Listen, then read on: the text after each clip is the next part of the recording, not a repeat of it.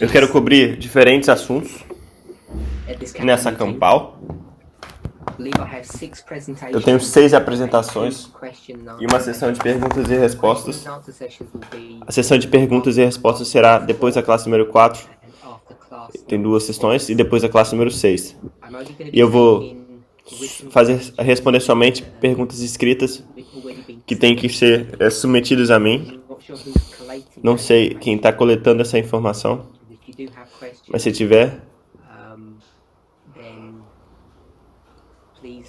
por favor, passe para quem for responsável pelas perguntas e respostas. Eu tentei preencher ou responder as perguntas mais conectadas ao que eu estiver ensinando. Eu acho isso mais útil, as pessoas também acham isso mais útil.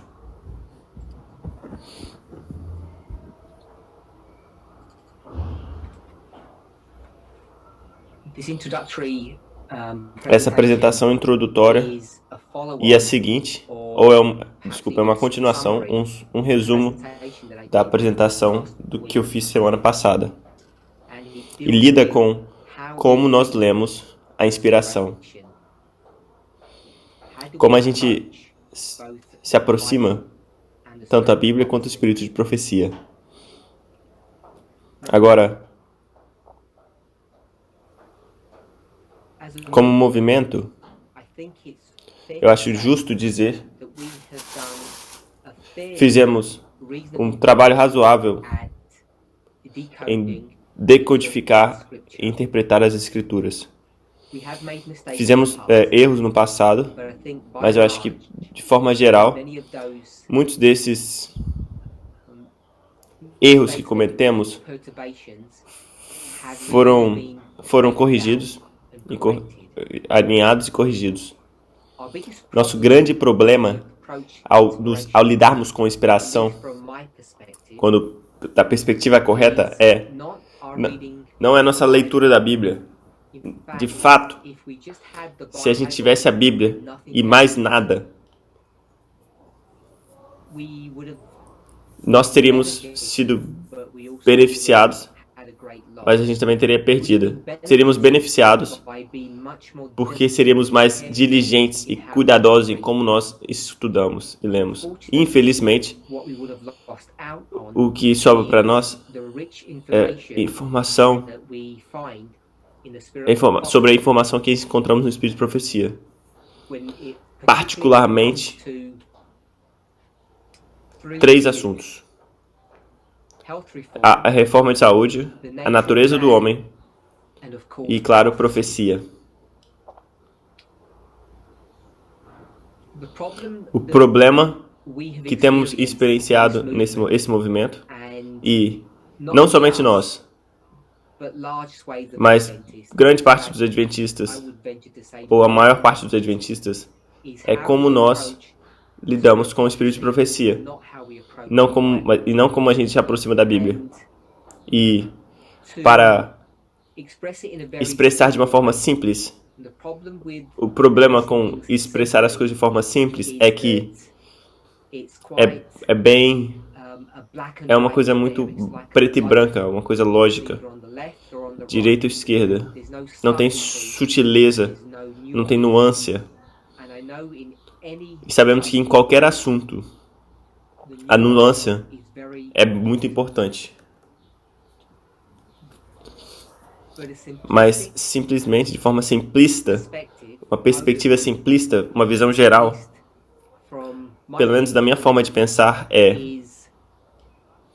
que a maior parte das pessoas, a maior parte dos adventistas,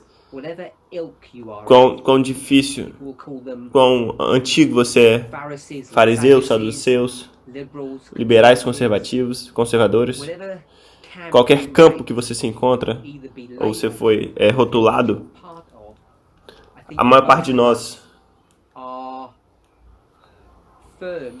estamos firmes na nossa aceitação e crença nas Escrituras, na Bíblia. Não temos problema em aceitar assim diz o Senhor. Nosso problema é um problema que é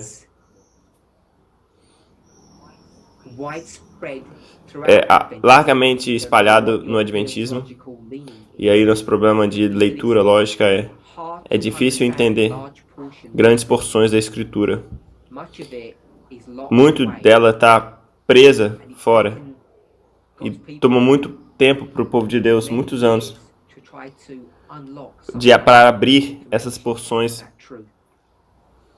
E claro, o que tem que ser provido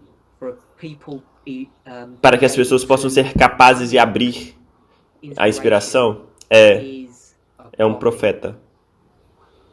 A gente pode chamar a palavra profeta, podemos usar a palavra mensageiro do Senhor, podemos usar a frase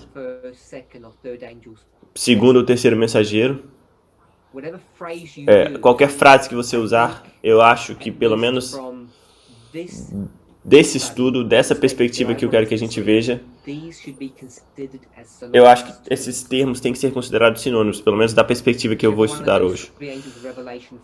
Então, ao ler Apocalipse 14, sobre o terceiro anjo, isso é relacionado à dispensação, isso então é relacionado à dispensação. Então, como Ellen White diria, o servo escolhido de Deus. Sem essa pessoa, às vezes um grupo de pessoas, a inspiração permanece bastante travada, especialmente as importantes partes de informação que o povo de Deus precisa numa dispensação particular. Mesmo que nessa dispensação esteja espalhando ou ajuntando. Em qualquer uma, a gente precisa entender como se comportar apropriadamente nessa dispensação, nesse período de tempo na que a gente se encontra. Você precisa um mensageiro enviado por Deus para ser capaz de direcionar.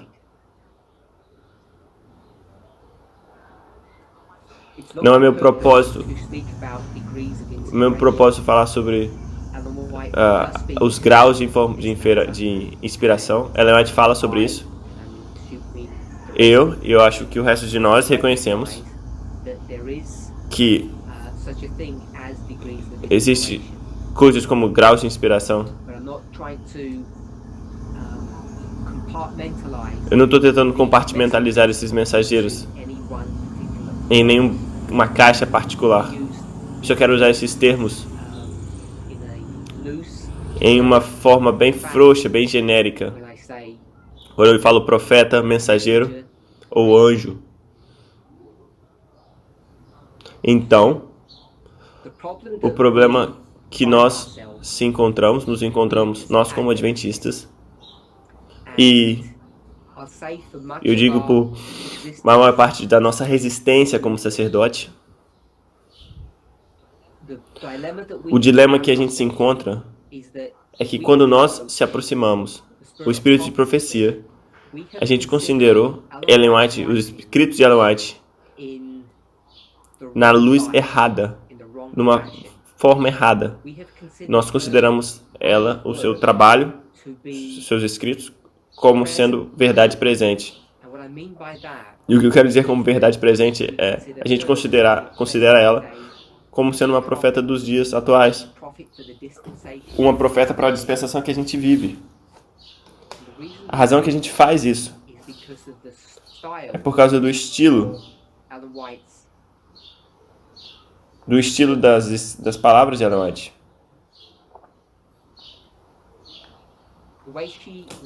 A forma como ela escreve para nós, para o povo de Deus, ela dá essa evidência, essa perspectiva que levou os adventistas a crer que a gente deveria ler os livros dela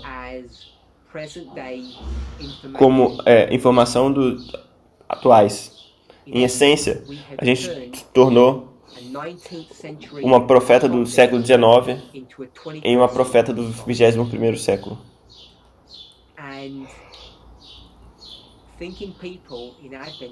De pensar que pessoas do Adventismo, e vendo pessoas fazendo isso, várias pessoas fazendo isso, eles fizeram, basicamente desceram por dois caminhos. Um caminho basicamente não concorda ou rejeita o espírito de profecia.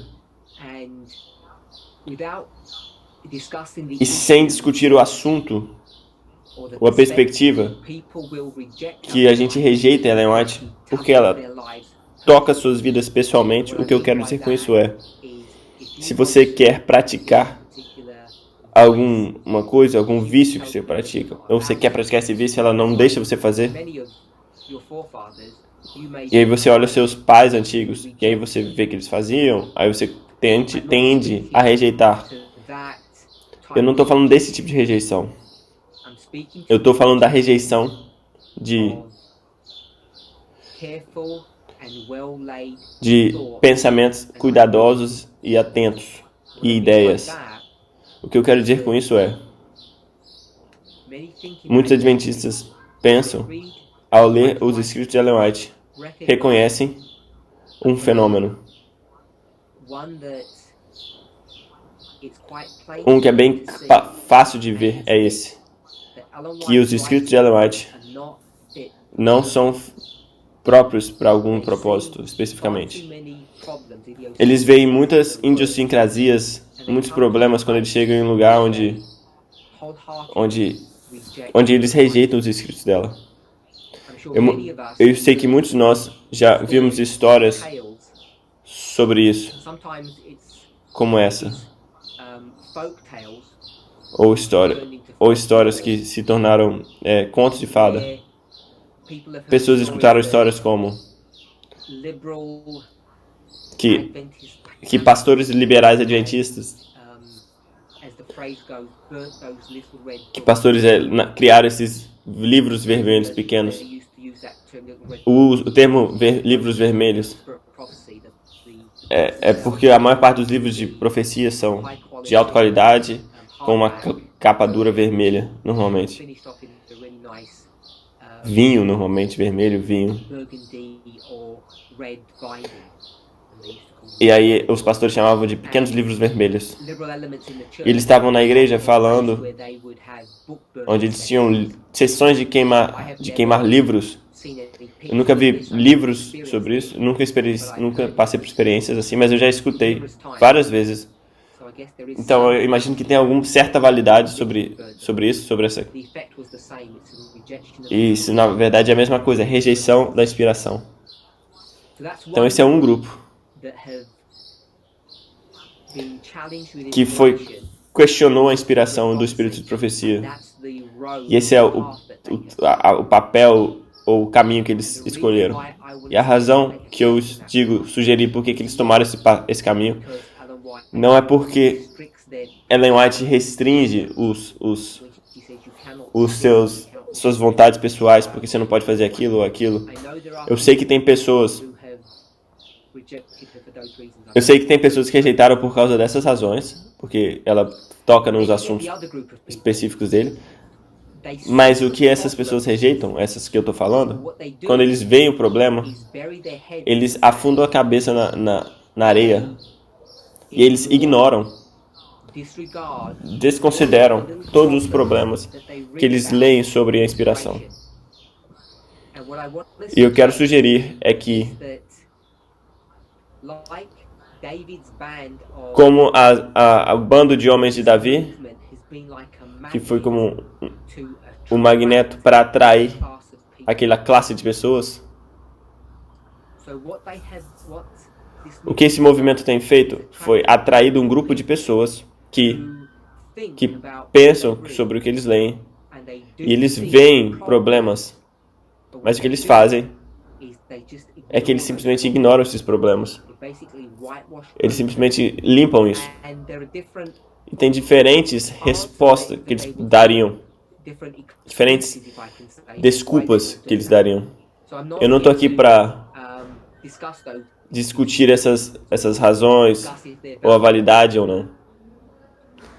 Mas o que eu quero dizer é que quando eles leem, eles veem discrepâncias e eles simplesmente ignoram essas discrepâncias.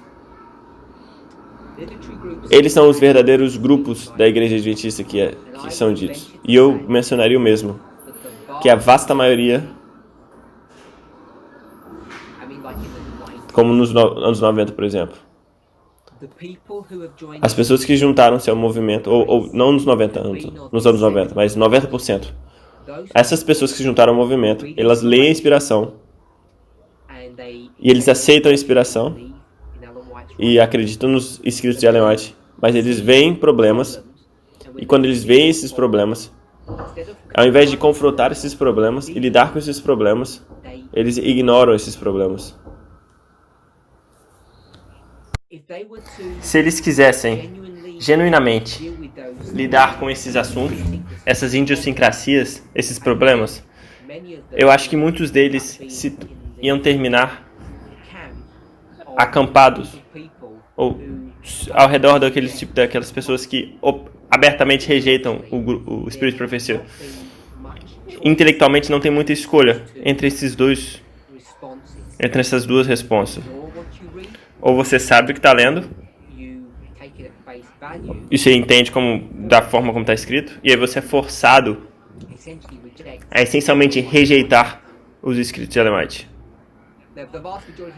Agora, a vasta maioria dos adventistas acha que isso é uma forma meio sutil, e eles não têm, na verdade, um reconhecimento cognitivo de que eles estão rejeitando o espírito de profecia. Eles não têm um entendimento disso. Uma frase que é usada na psicologia, essa é chamada de dissonância cognitiva. Cognição quer dizer função cerebral, e dissonância quer dizer uma negação, uma rejeição ou uma descrença.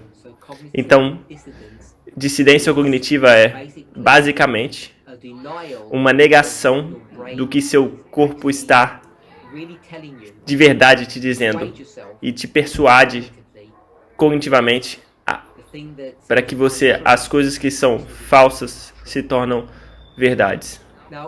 Agora, esse grupo de pessoas que se tornou sacerdotes, eram grandes leitores da inspiração. Eles lidam com os escritos de Ellen White e as coisas que eles não entendem, basicamente. Então, Deus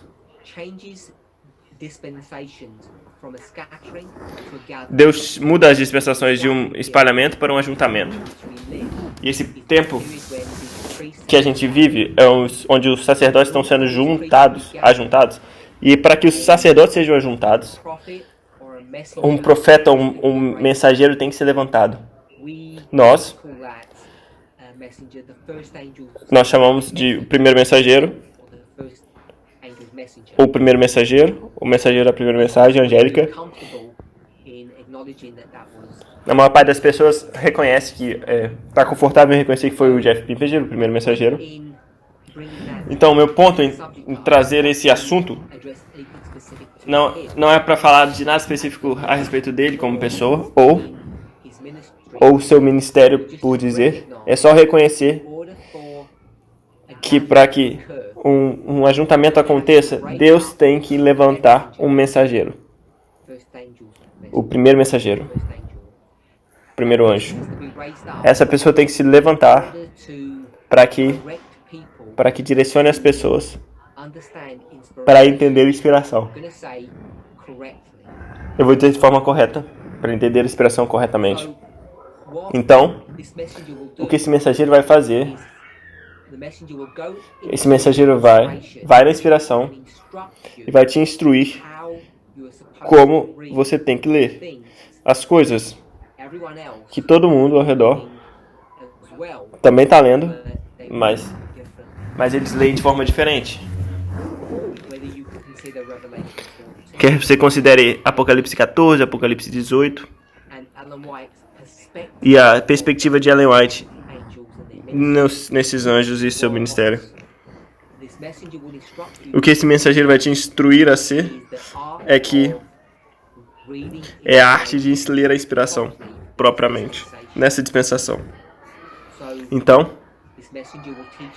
esse mensageiro vai te ensinar como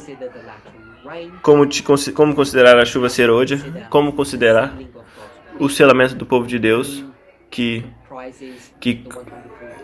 se trata dos 144 mil. Basicamente, assuntos do tempo final de profecia vão ser discutidos por esses mensageiros. À medida que essas pessoas começam a instruir em como ler a inspiração. E o problema que a gente vai encontrar ao fazer isso é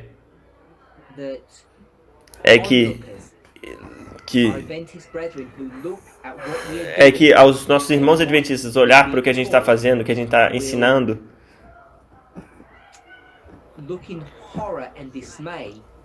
eles podem olhar com horror e descrédito em como a gente trata a inspiração. Para aqueles que já rejeitaram a inspiração, o que a gente faz nesse movimento é simplesmente ou basicamente não é de nenhum efeito para eles, é uma perda de tempo, porque toda a nossa mensagem de profeta de tempo é toda construída em cima do espírito de profecia. Não é construído em cima da Bíblia, não tem informação suficiente na Bíblia, mesmo na Bíblia, para que a gente possa ter um entendimento completo de como as profecias do tempo do fim se comportem. A simbologia é muito vaga e precisa ser explicada. E as separações, os espaços entre esses marcos precisam ser ligados juntos. E esse é o trabalho de um profeta do presente. Então essas pessoas que rejeitaram os escritos de Ellen White não vão virar para nós porque eles reconhecem que nossa mensagem é baseada puramente ou basicamente em cima dos escritos de Ellen White. E como eles rejeitaram ela, eles são forçados a rejeitar a nós, uma vez que eles rejeitaram a Ellen White.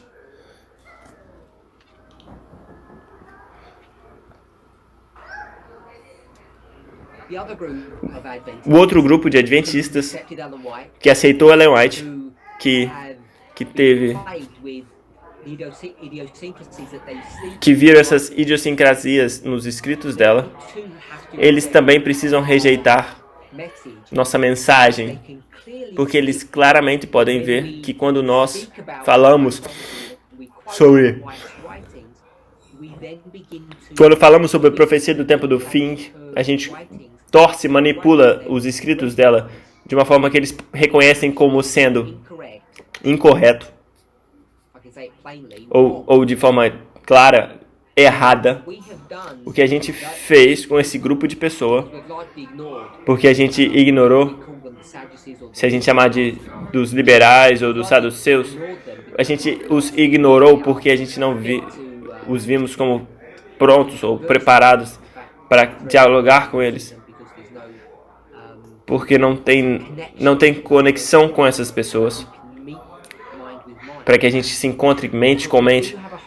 Mas a gente tem uma esperança para esse outro grupo. O problema é que eles nos rejeitaram porque eles reconhecem que quando a gente lê um texto inspirado, o que a gente faz é a gente muda o significado do que está de fato escrito. A gente muda a dinâmica, a gente muda o contexto, e essas mudanças sutis que eles reconhecem, mesmo que eles não possam verbalizar, mesmo que eles não conseguem colocar o dedo onde o problema está, mas eles veem que há problemas. Eu quero dar um exemplo bem simples. Então, sem nomear ninguém, isso talvez está tão distante que no passado que talvez só alguns de vocês aqui vão reconhecer ou saber quem são essas pessoas. Porque a maior parte de nós nesse movimento não conheciam eles. Então,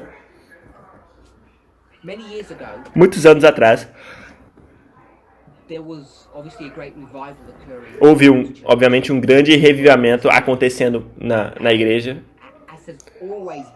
E como sempre foi o caso, a gente atraiu muitas pessoas, às vezes centenas.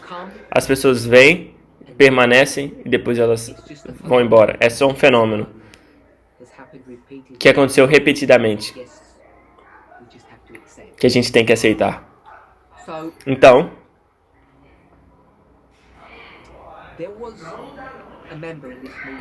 existia um membro nesse movimento que aceitou tudo. Se eu posso dizer dessa forma, que ele acreditou na mensagem e a doutrina particular que eu estou me referindo, que vai dar esse exemplo, é o assunto da chuva serôdia. Ele aceitou o nosso entendimento, nossa perspectiva da chuva serôdia. Mas o que começou a acontecer, como sempre acontece com as pessoas que se juntam nesse movimento, porque eles são afiliados com os conservadores adventistas, aqueles adventistas que creem e praticam o espírito de profecia, eles acreditam em uma profundidade tanto que eles fazem tudo que eles acreditam, que eles veem escrito, mesmo aquilo que não faz sentido. Então esse membro do movimento, como uma parte de nós, veio dessa classe, desse grupo de pessoas, e obviamente ainda tinha alguns associados, amigos, que ainda estavam lá, e o membro saiu ainda. E como é o caso, ocasionalmente, as pessoas querem conversar, querem ganhar essas pessoas. E para ganhar essas pessoas, a gente tem que persuadi-los. E a gente tem que falar com eles. E para falar com eles, a gente tem que ter um diálogo. E o diálogo, por definição, significa que eles têm a oportunidade de falar conosco e desafiar-nos para tentar entender o que é que a gente acredita, o que é que a gente entende. Infelizmente, para muitos de nós, quando a gente é desafiado, o que tende a acontecer foi que nós não estaremos dispostos a dialogar com as pessoas. E o que tende a acontecer é que nós iríamos jogar essas pessoas em uma luz, uma certa luz. Aqui eu não vou falar para o fato de que a gente talvez fosse rude, beligerante, comportamos mal. Então, eu não estou falando sobre esse assunto. O que eu estou falando o assunto que eu estou tratando é nossa falta de vontade de escutar a outras pessoas, as perspectivas de outras pessoas. Como eu disse, essas pessoas que a gente quer ganhar, convencê-las.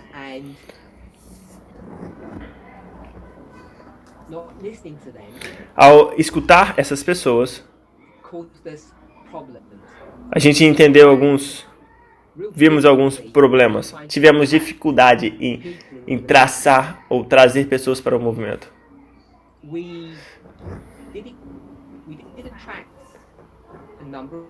A gente atraiu um número de pessoas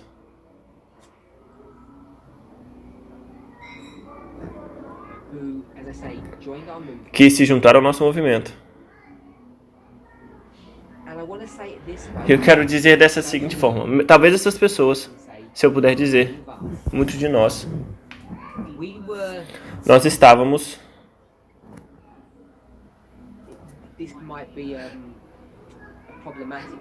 Talvez é uma forma problemática de dizer, mas a gente estava destinado a se juntar a esse movimento, a aceitar as coisas da forma como estava escrito. E eu acredito, muitos fizeram sem compreender totalmente o que a gente estava fazendo, ou o que estava entrando. Então esse assunto, essa história, é a história da chuva serôdia. Como eu já disse, esse membro, obviamente, se juntou ao movimento e então começou a falar com pessoas que saíram e ele começou a ser desafiado. Foi desafiado com o que as pessoas escutavam do movimento, e aí seus amigos e irmãs, e conversava com pessoas para poder se juntar ao movimento. E o que eles eram confrontados é o seguinte problema. Ellen White ensina claramente que a chuva serôdia é derramada depois da lei dominical nacional. Para nós no movimento, isto é a lei dominical, do verso 41. É a lei dominical que Ellen White fala sobre isso. Fala centenas de vezes no escrito dela. Ao se referir para chuva serôdia, ela é muito explícita e clara de que o que ela está se referindo é a experiência do povo de Deus no período de tempo da lei dominical nacional. E o problema que esse membro estava encarando é que esse movimento, o mensageiro desse movimento, estava claramente ensinando por um longo período de tempo o que esse membro tinha inicialmente aceito, de que a chuva serôdia já estava sendo derramada sobre o povo de Deus antes da lei dominical. Ele aceitou isso baseado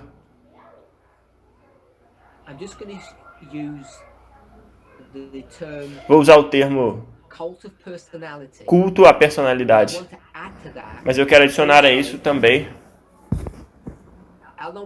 Ellen White, as citações de Ellen White, as passagens de Ellen White, que parecem inferir de que a chuva serôdia foi derramada sobre o povo de Deus no período de tempo que, obviamente, foi antes da lei dominical. Então a gente usa lógica para persuadir as pessoas dessa realidade, disso que a gente está vendo. Como o irmão Jeff Piper viu, que a chuva serôdia já começou a ser derramada antes da lei dominical.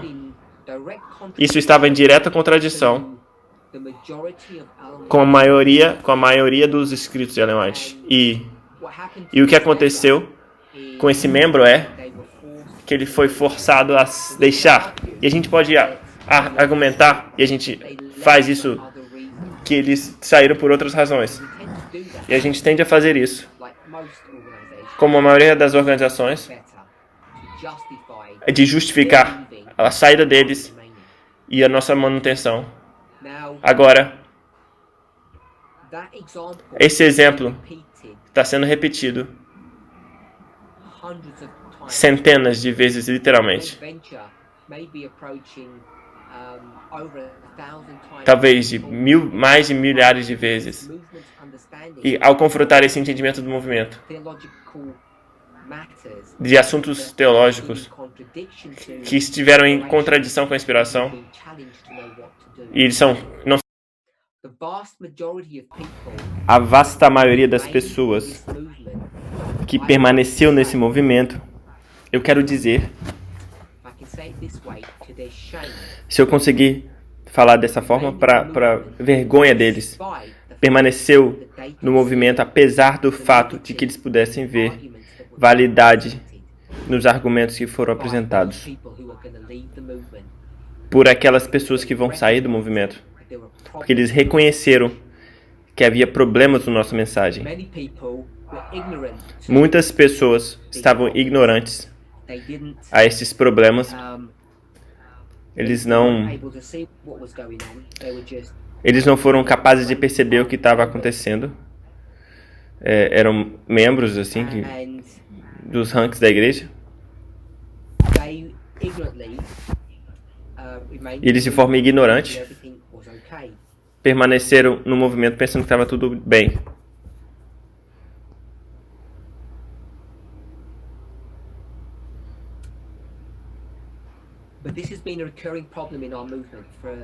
Mas esse tem sido um problema recorrente no nosso movimento por bastante tempo.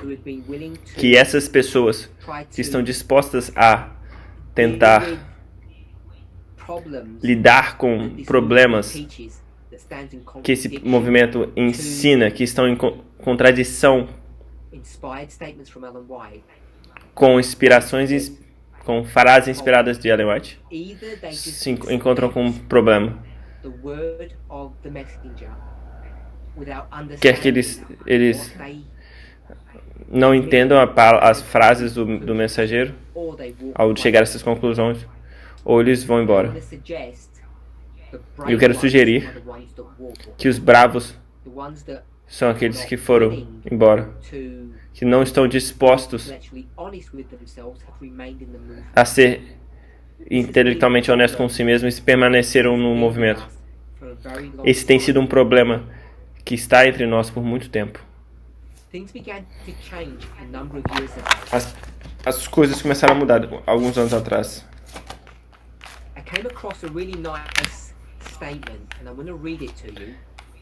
Eu passei por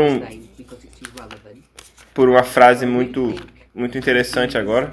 Eu não vou falar quem é o autor porque eu não acho que é relevante, mas eu acho isso muito verdadeiro. E o que é tão triste sobre essa frase é que esse pensamento que a gente diz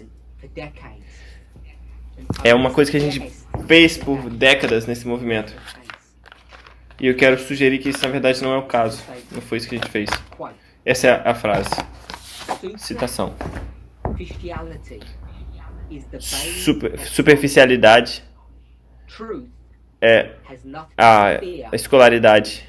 A verdade não tem nada a perder por uma investigação precisa, grande, e dirige naturalmente o seu curso para a luz. Vou ler de novo. A superficialidade é banido da escolaridade. A verdade não é nada a se não tem nada a temer por uma investigação com bastante escrutínio. Uma investigação bem feita não tem nada. A verdade não tem nada a temer da investigação bem feita. Eu não tenho nada a falar sobre ninguém desse movimento que já saiu, incluindo o irmão Jeff. Não quero colocar ninguém sobre uma luz negativa. Meu ponto que eu quero fazer nesses pensamentos introdutórios é: o que eu quero dizer é que à medida que esse movimento se torna, considera seriamente o mantra ou o chamado de que a gente tem de metodologia ou linha sobre linha, é o que esse movimento foi construído em cima, criado. Ao tentar transitar dessas fases, causou sacudidura atrás de sacudidura nesse movimento. E a razão de por que houve essa sacudidura é porque as pessoas estavam sendo confrontadas com duas coisas. Ou essa nova visão, essa nova forma de se aproximar, de lidar, ou o culto à personalidade. E o culto à personalidade não tem sido só confinado ao irmão Jeff Pimpege. Tem outras pessoas, outros professores que foram levantados, que participaram dessa mesma culpa, esse mesmo espaço.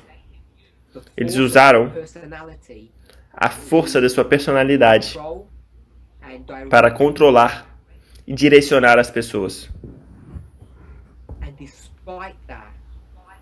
E apesar disso, Deus tem manejado a prevenir muitos dos problemas, os danos que foram feitos através desse método. E ele conseguiu trazer esse movimento a um lugar que é diferente. É diferente da luz, é tão diferente como a luz é diferente da noite, da luz para a escuridão, comparado ao que a gente era antes com o que a gente é agora. Mas como eu disse, eu não quero que as pessoas entendam o que eu disse como sendo que o irmão Jeff destruiu ou estragou esse movimento. Ele era o líder que foi levantado, ele foi levantado através da providência divina, pela direção e ministração de anjos, e esse não é um exercício de trazer mal para alguns indivíduos. Se não fosse por o irmão Jeff, eu sei, nenhum de nós estaria aqui, mas em nível pessoal, eu não estaria aqui pessoalmente. Não seria a pessoa que eu sou. Eu não quero dizer isso num sentido positivo, mas eu não teria tornado essa pessoa que eu sou sem a ajuda dele e a assistência dele. Eu sei que alguns oponentes vão usar essas palavras e vão manipulá-las. Eu espero que vocês entendam o ponto que eu quero fazer, mas cada um de nós, no seu nível pessoal, pode atestar isso. Então,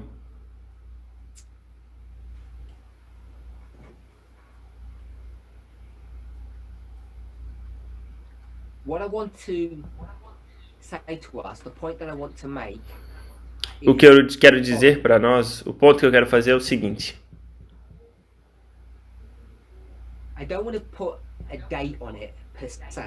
Eu não quero colocar uma data, mas se a gente fosse voltar para um lugar cerca de 2007, eu queria sugerir que em 2007 esse movimento vai ser confrontado de uma forma que nunca foi confrontada antes com o assunto de metodologia. Deus começa a levantar pessoas nesse movimento que estão dispostos, não só dispostos, mas são capazes, mas têm a habilidade, a fortitude, tem o argumento, a habilidade de interrogar a inspiração,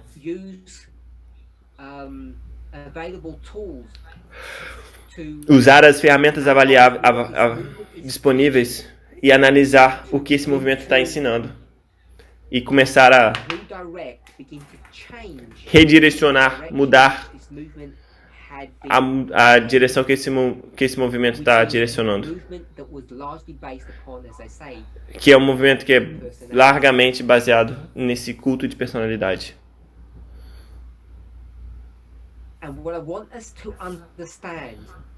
E eu quero que nós entendamos é que quando Deus faz isso, quando Ele levanta o povo de Deus, Ele não só levanta esse povo em obscuridade. Através da providência, Ele permite sua boa vontade tomar efeito e permite que a gente pegue essas pessoas que foram coladas em lugares de influência. Qualquer luz que elas tenham para compartilhar, elas são capazes de transmitir de uma forma significativa até esse movimento. E eu quero sugerir que esse trabalho começou a acontecer previamente, ou seja, em 2007. Então tem cerca de 30 anos. Eu não quero sugerir que metodologia nunca foi usada antes. Claro que sim. Eu, enquanto o resto de vocês, entende que metodologia, que a gente chama de linha sobre linha, Isaías 28, verso 10 e 13.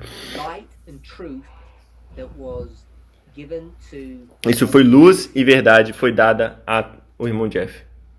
Isaías 28, 10 a 13.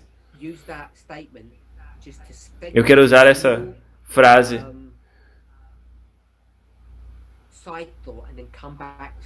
eu quero falar de um pensamento lateral, assim, alheio à discussão. Comumente no nosso movimento, quando a gente fala sobre nova luz, e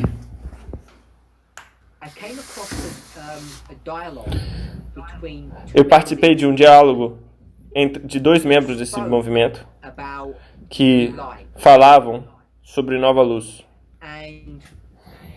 E a discussão era... Eu vou tentar falar desse assunto ou nas últimas apresentações ou em um outro campal, para aqueles que estão cientes. A gente vai fazer campais nos próximos 3 fins de semana. E provavelmente serão pensamentos contínuos. Depende de quão longe a gente for nos nossos estudos nessa semana. Então, sem falar do assunto especificamente, o que foi ensinado é a verdade presente, nova luz. E o que a outra pessoa estava dizendo foi que o que eles estavam discutindo não era nova luz, era luz antiga. E sempre houve esse dilema entre a luz antiga e nova luz. Verdade antiga, nova verdade. Boa verdade. De qualquer forma que a gente for frasear isso, a gente sempre coloca assuntos importantes dentro dessas duas caixas. Então, quando eu digo que o irmão Jeff foi dado nova luz, quando eu uso esse termo nova luz, é da frase que todos nós usamos, que é um aumento de conhecimento. E esse aumento de conhecimento tem um ponto de referência, nós chamamos de o tempo do fim. Então, o tempo do fim, no tempo do fim, nova luz chega. E não é por causa de luz, é porque um novo anjo chega com nova mensagem de Deus. Dentro do padrão de Ellen White, a gente chamaria isso de anjo, de um anjo voando do céu, tendo uma frase de Deus, um livro de Deus, e ele lê esse livro aos habitantes da Terra. É numa linguagem bem com bastante imagens. Eu vou chamar isso de nova luz, é uma nova mensagem que foi dada no tempo do fim. E essa mensagem começa a aumentar, a alargar, a volumar-se. Isso é o aumento de conhecimento. E é assim que nós normalmente apresentamos nova luz. Mas o que eu quero lembrar-nos é que essa nova luz não é nova luz de forma nenhuma. É só uma velha mensagem que foi reempacotada, remodelada, renomeada.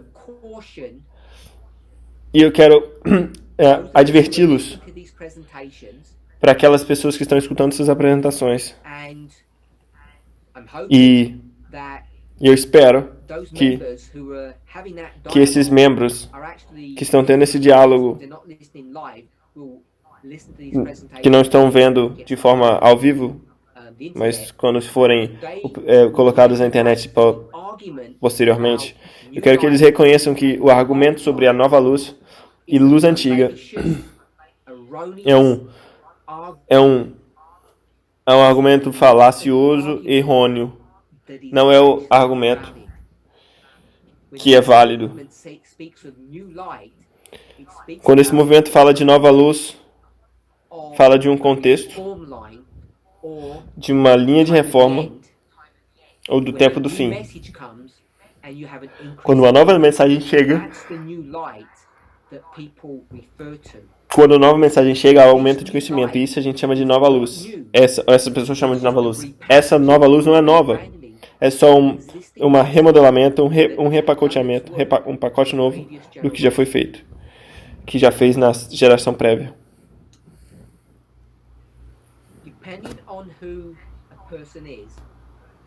Dependendo de quem é essa pessoa, quão consciente de que elas estão fazendo. Algumas pessoas estão bem cientes do que elas estão fazendo, outras estão confusas e caminhando num caminho estreito, sem categorizar onde essas pessoas estão, se elas são maliciosamente ou ignorantes sobre alguma coisa. Eu quero que reconheçamos que quando alguém começa a questionar o que a gente ensina, o que a gente deve ensinar, ou alguma coisa que a gente fala, deve ser somente nova luz, alguém diz não. Então tem uma luz antiga que tem que ser vista. O respeito que elas têm é antigo.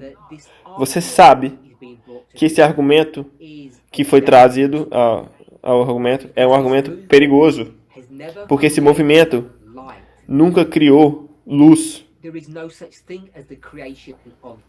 Não tem essa coisa como criar luz ou criar novas verdades. Se fosse, quando a gente voltasse para o Novo Testamento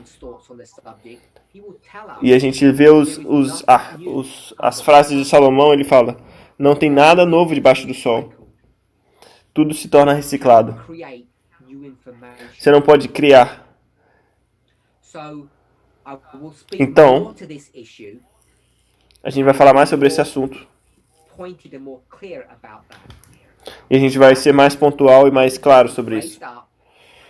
O fato de o irmão Jeff ter sido levantado como primeiro anjo, como mensageiro, tendo uma nova luz e um aumento de conhecimento, é só um repacote, ou um pacote novo de verdades antigas. Essa técnica, essa metodologia que ele emprega não é diferente da metodologia que Ellen White usa, que os Milleritas usam. Se eu conseguisse colocar um nome em outros profetas, que Paulo usa, que Pedro usa, obviamente que Cristo usa, que Moisés usa, eu também diria, dando o profeta final que usa a mesma metodologia, a mesma técnica que Jó, todo mensageiro sempre usa a mesma técnica, a mesma metodologia, linha sobre linha. O problema é, dependendo da habilidade que eles têm,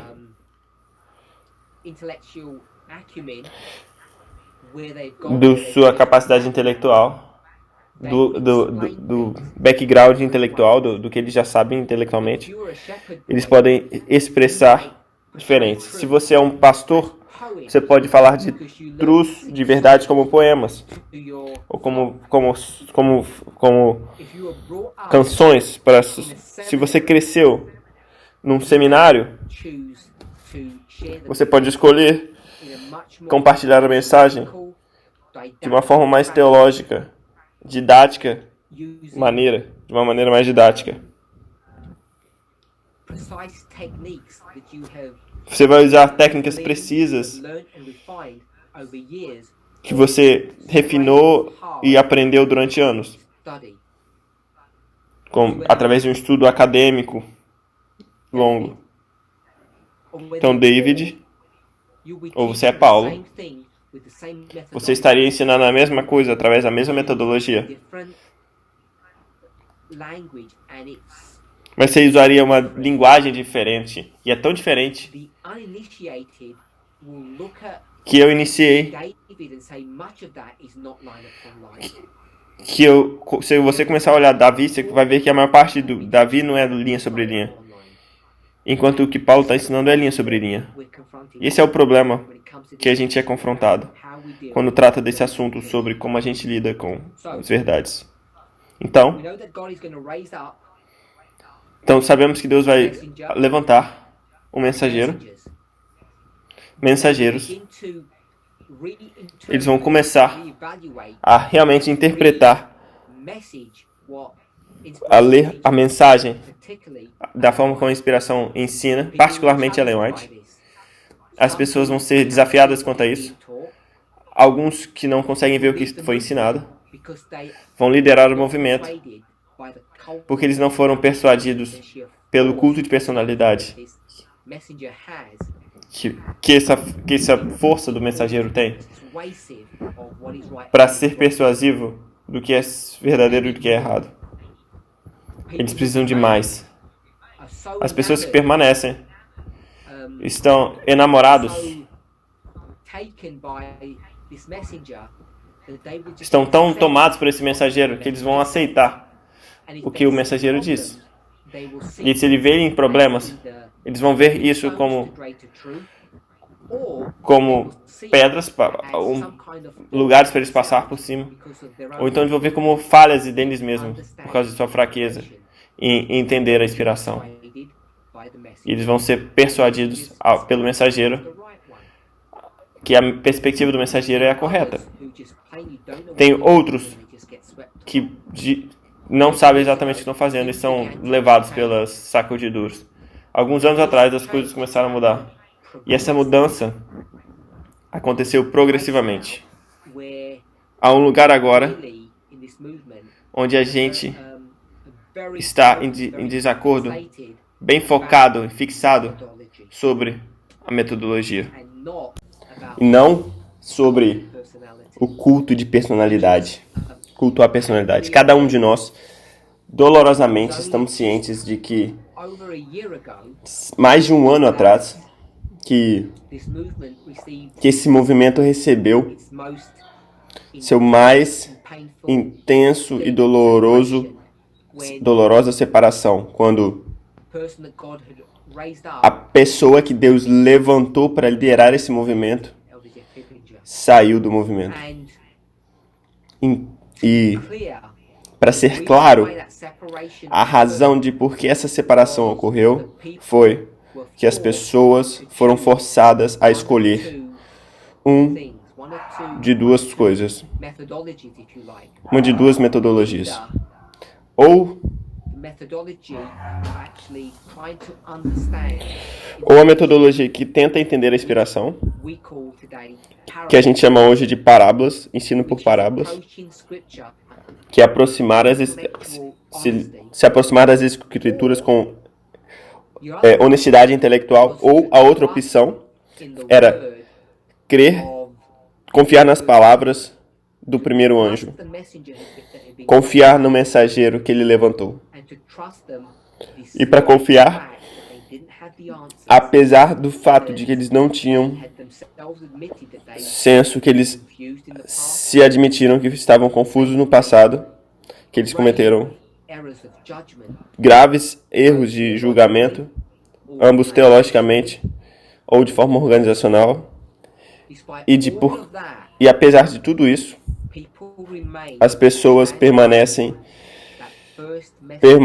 ao lado do primeiro mensageiro, porque eles confiam nessa pessoa.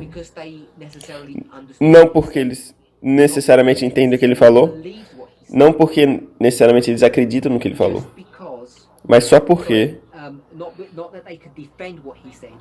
não porque eles podem defender o que ele disse, mas porque ele acredita no que ele disse. Porque ele disse, então deve ser verdade, mesmo que não faça sentido. Eu já gastei tempo no passado, um bom tempo no passado, explicando o que aconteceu depois da separação desse movimento. como tendo absolutamente nenhuma direção, nenhuma mensagem, se eu posso chamar assim, uma união de 3 partes entre aquele mensageiro, entre um outro membro do movimento e outros dois membros do movimento, um do Canadá, que vocês são familiares, e um da Europa. Provavelmente, muitos não estão cientes. Cada um desses 3 pessoas trazem junto. Todos trazem algo para contribuir de alguma forma para a luz deles.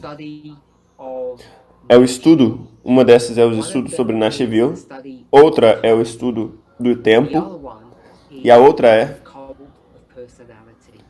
o culto, a personalidade. Quando esses 3 se juntam, eles se tornam uma mistura potente e tóxica que muitas pessoas foram enganadas. E sabemos que muito disso foi diminuído, foi derrotado, ou foi desenganado. Cada um desses elementos agora está queda ascendente, em queda importante. A única razão de eu mencionar tudo isso é porque o ano passado cada um de nós foi confrontado com a realidade de se nós éramos ou não, estaríamos de pé na frente da verdade, pela nossa habilidade de ler, entender a inspiração, quer nós a sigamos ou não, um agente humano que a gente ainda acredita, um mensageiro de Deus, sendo usado por Deus para fazer um trabalho. E mesmo tendo uma evidência, forte evidência, que mostra que não era o caso, que ele não tinha nenhuma mensagem de Deus, as pessoas ainda estavam dispostas a segui-lo, por causa de hábitos antigos demoram a morrer. E o culto à personalidade não é só uma força poderosa, é também um assunto de profecia bíblica. E as pessoas não podem escapar seu próprio destino profético. Sabemos que não tinha nenhuma mensagem para dar, porque ele teve que importar de outros. De fato, ele se tornou, na verdade, um facilitador. Alguém que ia facilitar essas novas mensagens para serem entregadas, entregues ao domínio público. Então, eu quero fazer um resumo, os pontos que eu tentei tratar hoje.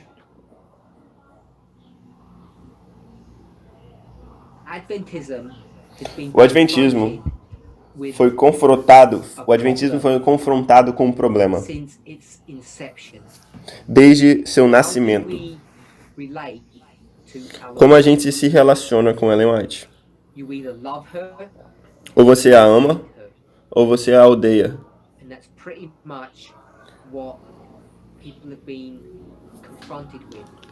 Isso é basicamente o que confrontou as pessoas.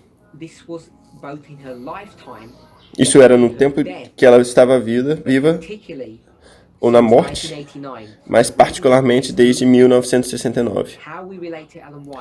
Como a gente se relaciona com Ellen White tem sido um ponto de teste fundamental que tem continuamente balançado o povo de Deus. Quer o povo entenda isso ou não. Mas a gente sempre é confrontado com quem é Ellen White. A razão das pessoas terem problemas com os escritos dela. Eu não quero falar sobre as classes de pessoas que querem viver viver com sua vida pecaminosa e egoísta. Aquelas pessoas que querem só fazer o que elas querem e não encontram nada na Bíblia para restringi-los ou na Ellen White para restringi-los. Ela prende pessoas. Não estou falando sobre esse grupo de pessoas. Estou falando sobre as pessoas que estão dispostas a ver o que Ellen White tem a dizer e que eles são confrontados com muitas idiosincrasias, muitas inconsistências. E essas pessoas terminam rejeitando Ellen White, porque elas são forçadas a fazer algumas coisas, problemas intelectuais, por causa de dificuldades intelectuais.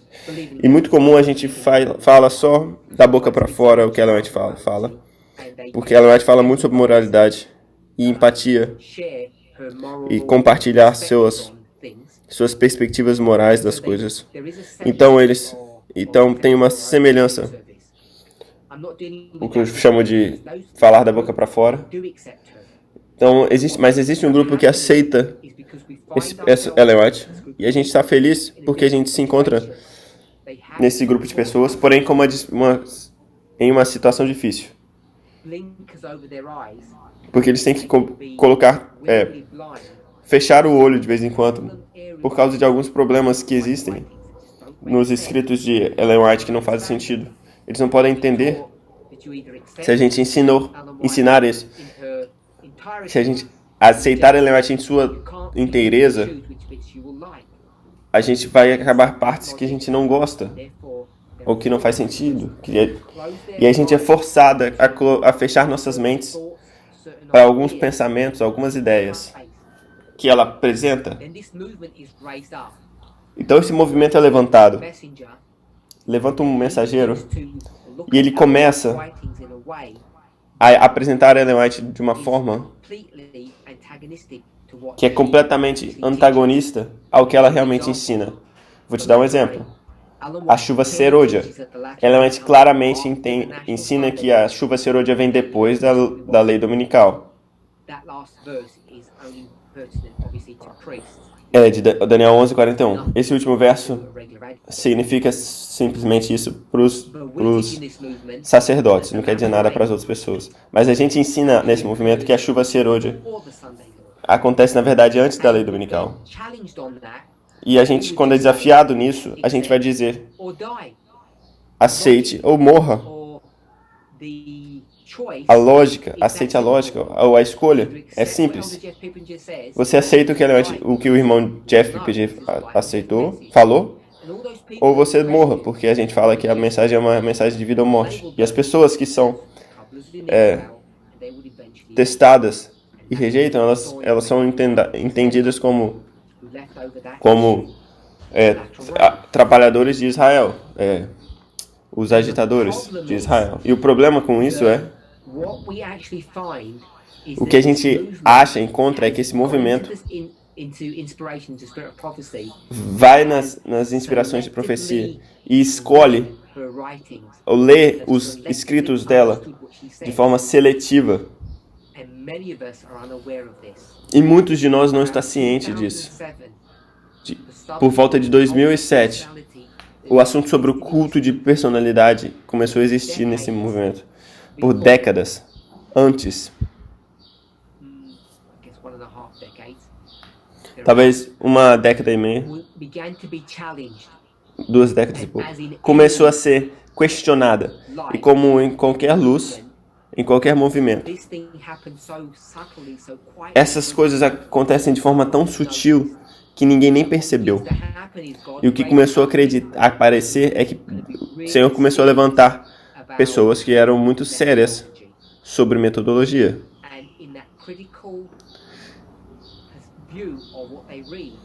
E nessa visão crítica do que eles viram, eles se tornaram descreditadas nesse movimento. E ao tentar fazer o que fazer, eles tiveram que ser colocados em posições de responsabilidade.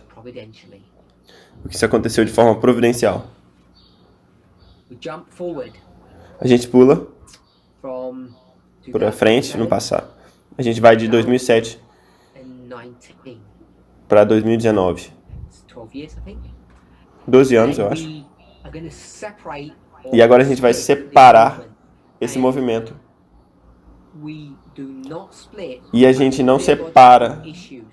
A gente não se separa por momentos teológicos, por assuntos teológicos, mas sim sobre como a gente vê as coisas. Ele se divide por razões muito mais simples, razões muito mais feias. A gente se separa por se a gente vai ou não seguir o homem. Eu não quero dizer seguir o homem. Não quero apresentar dessa forma. Se a gente vai ou não seguir o mensageiro que Deus levantou. Ou se a gente vai seguir ou o nosso nariz. Se a gente vai seguir nosso próprio pensamento, nossas próprias ideias, nossa própria metodologia. Eu chamo isso ensino por parábolas. Que a gente vá estar com um grupo que deseja estudar ou com um grupo que vai seguir um culto à personalidade. Então, as pessoas estão nesse movimento por muito tempo. Então, ter um mensageiro lá não era suficiente. Então, logo depois surgiu uma mensagem bem conveniente, ou dizer providencialmente. E quando isso acontece,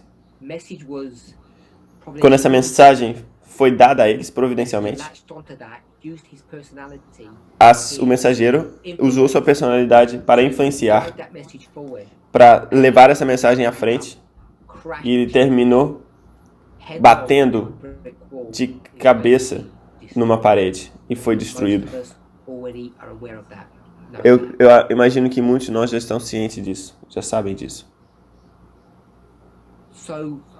Então, o que cada um de nós que está nesse movimento hoje deixou é o fato de que nós estamos aqui porque a gente diz acreditar em ter metodologia ser mais importante para nós do que o mensageiro, do que a pessoa que Deus levantou, ou culto à personalidade. Então eu quero pausar. Esse é um lugar conveniente para parar. Eu já dei um resumo robusto, e se a gente puder conceitualizar ou tentar entender essa apresentação introdutória que eu fiz, é uma análise da metodologia. Eu quero que vejamos como Deus nos trouxe ao lugar que estamos hoje, onde a gente é focado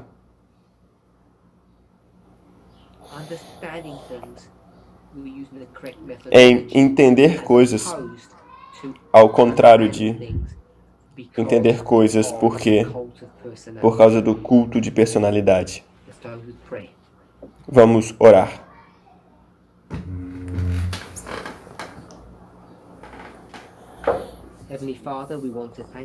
Pai Celeste, queremos te agradecer por sua bondade e misericórdia. Cada um de nós está ajoelhado diante de Ti.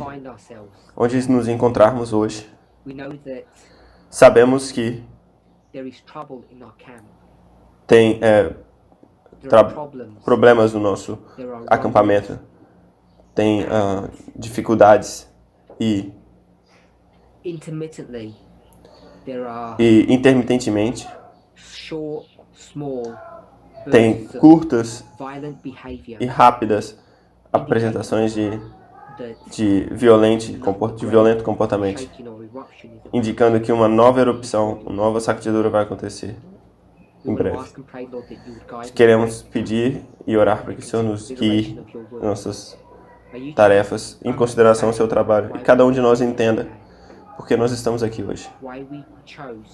Porque nós escolhemos 12 meses atrás em permanecer no seu movimento, ao contrário de seguir uma personalidade.